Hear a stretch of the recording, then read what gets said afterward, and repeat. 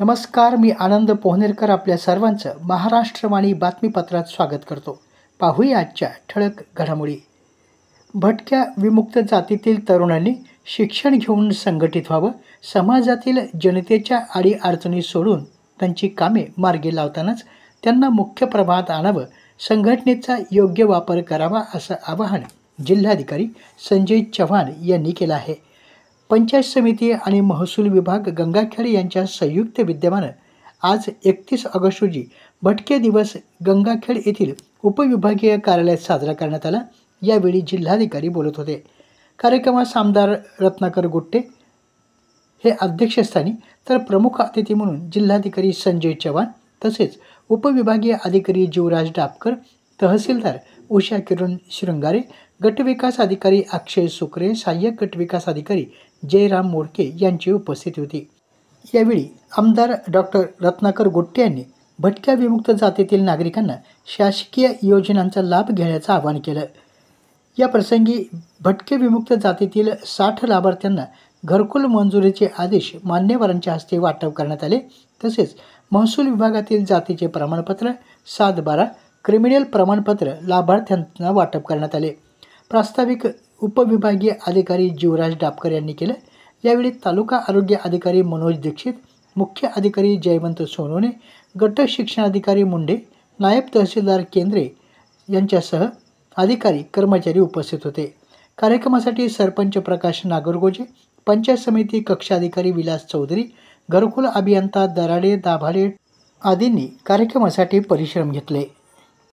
पालम तालुक्यातील खोरस येथील लेंडे नदीच्या पुरात वाहून गेलेल्या परमेश्वर साहेबराव खंडागळे या 25 वर्षीय युवकाचा मागील 2 दिवसापासून शोध सुरू आहे. आज सकाळी पुन्हा शोध मोहीम सुरू करण्यात आली तेव्हा परमेश्वर खंडागळे यांचा मृतदेह संबंधित पथकाला सापडला आहे. सद्यस्थितीमध्ये सतत पडणारा पाऊस यामुळं मूग, उडीद आणि तूर पिकांची काळजी घेणं अत्यंत गरजेचं आहे. आजमितीस मूग आणि उडीद ही पिके काढणी अवस्थेत तर तूर शाखीय आणि गुंड्या लागण्याच्या अवस्थेत आहे. सतत पडणारा पाऊस यामुळे आणि जमिनीतील ओलावा यामुळे पिकांचं नुकसान होण्याची शक्यता हे नाकारता येत नाही.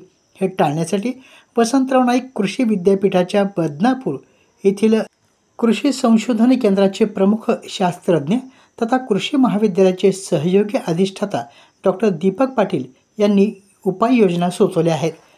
पिकांची काढणी सुरू आहे तेव्हा शेंगा ओल्या राहणार नाहीत याची काळजी घेणं गरजेचं आहे. शेंगा ओल्या असतील तर त्या शेडमध्ये सुकवणं अत्यंत महत्त्वाचं आहे. तूर पिकाच्या जास्तीच्या पावसामुळे पाणी साचले असल्यास निचरा करावा.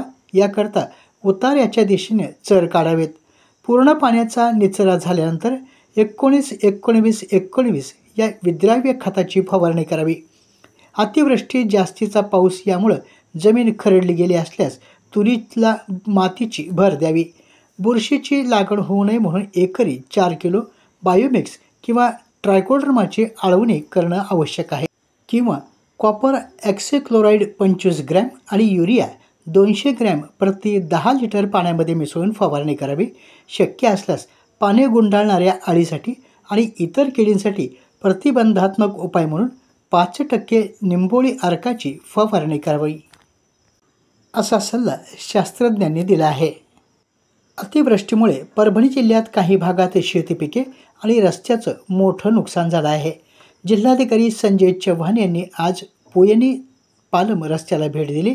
येथील पर्यायी वळण रस्ता पावसानं वाहून गेल्यामुळे वाहतूक बंद झाली आहे. या रस्त्याची सार्वजनिक बांधकाम विभागाने तात्काळ दुरुस्ती करावी असे निर्देश यावेळी जिल्हाधिकारी यांनी दिले. दरम्यान जिल्हाधिकारी यांनी पोयनी आणि पालम शिवारातील शेतपिकांच्या नुकसानीची पाहणी केली. यावेळी गंगाखेड उपविभागीय अधिकारी जीवराज डापकर आणि इतर संबंधित अधिकारी उपस्थित होते. आपल्या जिल्ह्यातील अपडेट बातम्या पाहण्यासाठी आमच्या महाराष्ट्रवाणी या चॅनलला लाईक करा, सबस्क्राईब करा आणि शेअर करा. धन्यवाद.